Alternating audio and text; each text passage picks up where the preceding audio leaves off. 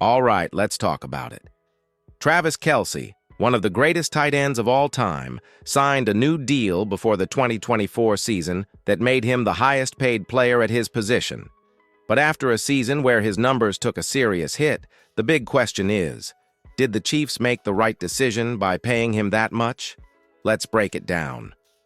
Before last season, the Chiefs adjusted Kelce's contract, ensuring he remained the top-paid tight end in the league.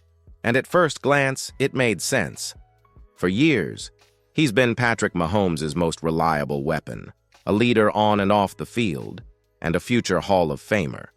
But when you're making more money than any other tight end in the league, expectations are sky high.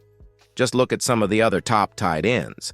Guys like George Kittle, Mark Andrews, and even a rising star like Sam Laporta are all making significantly less than Kelce. But here's the thing. They're all producing at a high level, and when the Chiefs committed to keeping Kelce at the top of the market, the expectation was that he'd continue dominating. But that didn't happen in 2024. His production took a step back, and some are now questioning whether Kansas City overpaid for past performance rather than future value. And this isn't just about stats. This is about how the Chiefs manage their salary cap and whether this deal is now hurting their ability to improve the roster. So now I want to hear from you. Do you think the Chiefs made the right move by paying Kelce like a superstar, or was this contract a mistake? Drop your thoughts in the comments, and let's see what the fan base really thinks. And speaking of his production, what exactly went wrong last season? Let's take a closer look. All right, let's talk numbers. Because when it comes to evaluating a player, stats don't lie. And for Travis Kelce, the numbers from the 2024 season were far from what we're used to seeing. For nearly a decade, Kelce dominated the league, consistently putting up over 1,000, receiving yards per season. But in 2024, that streak ended. His total yards, touchdowns, and even his efficiency per reception took a hit. And it wasn't just a small dip, it was a noticeable drop across nearly every major category. Let's break it down. Yards per game, down. Yards per reception, down. Yards after catch, down. Touchdowns, the lowest since becoming a full-time starter. And here's another concerning stat: his average depth of target. For years, Kelce thrived as a deep and intermediate threat, using his size and route-running ability to stretch defenses. But in 2024, his targets were coming closer to the line of scrimmage, which means he wasn't creating the same level of separation or making the big plays we've come to expect. So what happened? Was it the offensive scheme? Was it the injuries that slowed him down? Or, let's be real, was it age finally catching up to him? After all, 35 is not young for an NFL tight end, especially one who has played as physically as Kelce has over the years. Here's where I want your take. Do you think Kelce's decline was just a natural part of aging, or do you think there's something more to it? Maybe scheme, maybe wear and tear? Vote in the comments. Just aging, Father Time is undefeated. More than that, something else was off. Either way, this dip in production didn't go unnoticed, and one NFL analyst had some pretty harsh words about it. Let's talk about that next. When a player starts to decline, the media takes notice. And that's exactly what happened with Travis Kelce. Bleacher Report's Brad Gagnon didn't hold back. He labeled Kelce as the most overpaid player on the Chiefs roster, pointing out that at 35 years old, his production has dropped significantly, while his $19.8 million cap hit in 2025 remains the highest among all tight ends in the league. Think about that for a second. Kansas City is paying more for Kelce than any other team is paying for a tight end. But with just 8 touchdowns over the past 2 seasons combined, is he still worth that kind of investment? This raises a bigger question, not just about Kelce, but about the Chiefs' future. Every dollar spent on an aging veteran is a dollar that can't be used to sign younger talent. And with Mahomes still in his prime, Kansas City can't afford to waste cap space. Now, not everyone agrees with Gagnon's take. Some argue that Kelce's value goes beyond just stats. His leadership, his chemistry with Mahomes, and his ability to make clutch plays in big moments are all things that don't show up in the box score. But at the same time, the NFL is a business, and teams can't afford to overpay for past success. So what do you think? Is Kelce still worth every penny? Or is it time for the Chiefs to start thinking about life after him? Let me know in the comments. Still worth it? Kelce is a legend.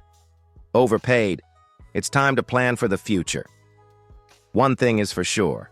Kelce heard the criticism, and instead of ignoring it, he responded. Let's talk about what he had to say and what it means for his future with the Chiefs. Travis Kelce isn't the type to shy away from criticism. He hears the noise, he knows the numbers, and he understands that his 2024 season wasn't up to his usual standards. But if you think he's backing down, think again. In a recent interview, Kelce addressed the dip in his production head-on. I still feel like I can play at a high level and possibly at a higher level than I did last year. I don't think it was my best outing, you know.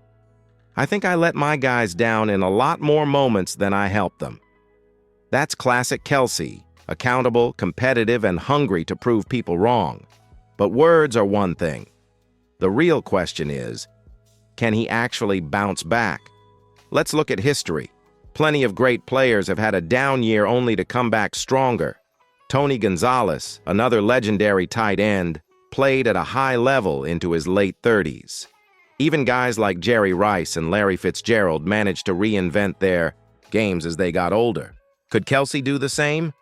There are a few factors working in his favor. First, he still has Patrick Mahomes.